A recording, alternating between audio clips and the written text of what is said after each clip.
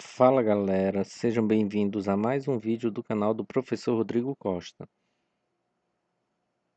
E nesse vídeo eu vou resolver um desafio forense do evento Maratona Hacker a pedidos de alguns alunos que não conseguiram resolver esse desafio, que no caso é o Forense 50. Para quem não sabe, desafios forenses envolvem a extração de arquivos ocultos dentro de file systems ou análise de tráfego, até podendo envolver a questão de análise de memória.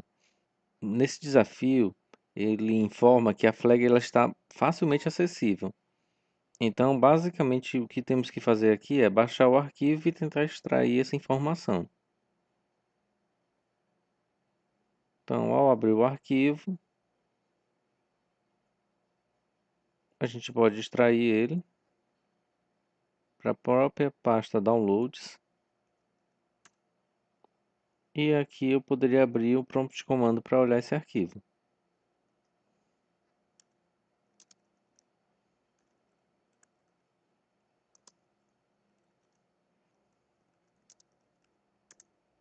Então, aqui ao abrir o arquivo, a gente tenta olhar e não consegue ver nenhuma informação, mas é porque a informação está muito bem oculta. Fazendo aqui uma revisão um pouco sobre o sistema de arquivo, temos que lembrar que um arquivo, na verdade, é uma sequência de registros logicamente relacionados. Então, aqui pela própria figura, a gente pode ver que um arquivo está dentro de um disco. Esse arquivo dentro do disco vai ser formado por vários blocos e aí, no caso, para poder extrair a informação, eu tenho que, na verdade, pegar cada um dos blocos que formam o arquivo. E quem diz como esse bloco ele é organizado é, na verdade, o sistema de arquivo. Então, basicamente, um arquivo ele pode ser visto como um conjunto de dois principais tipos de blocos.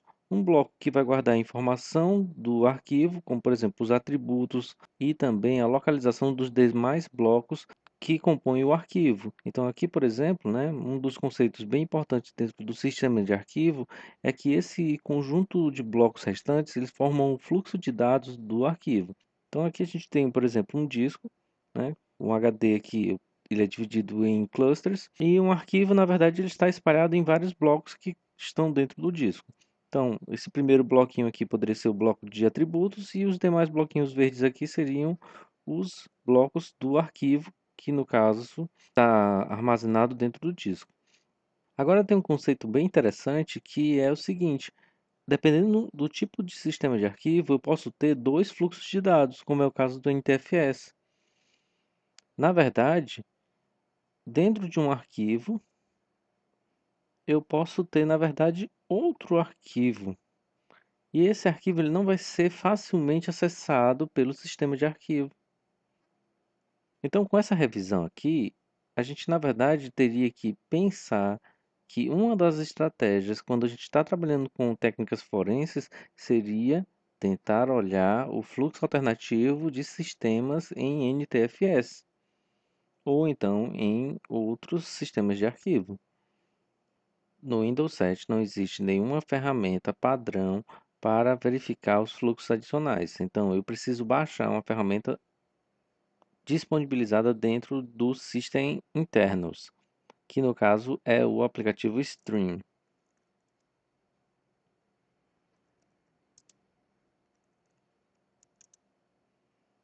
Então, aqui, ó, procurando no Google, eu posso encontrar essa ferramenta.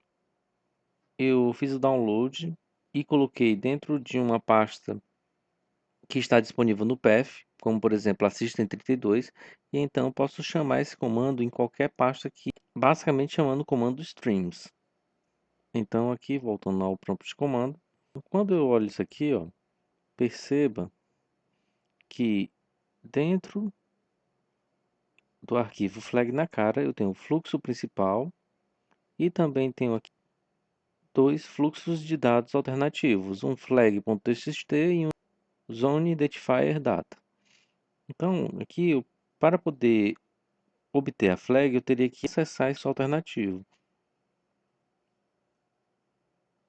Notepad é um aplicativo do Windows que pode acessar o fluxo de dados alternativo. Então, eu coloco aqui o nome do comando, Notepad, o nome do arquivo, dois pontos, o fluxo que eu quero acessar, que no caso seria o .flag.txt.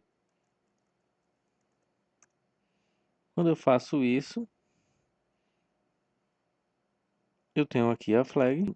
Quando eu abro o bloco de notas, eu tenho aqui a flag, copio a flag para a área de transferência, retorno à plataforma e pontuo.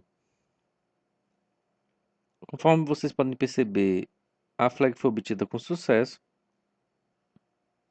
E assim concluímos mais um vídeo do canal. Se vocês quiserem pedir a resolução de algum dos desafios, basta comentar aqui nesse vídeo que eu vou observar os comentários para poder priorizar a resolução desses desafios.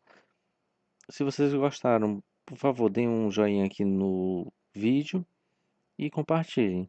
Obrigado pela atenção e até a próxima.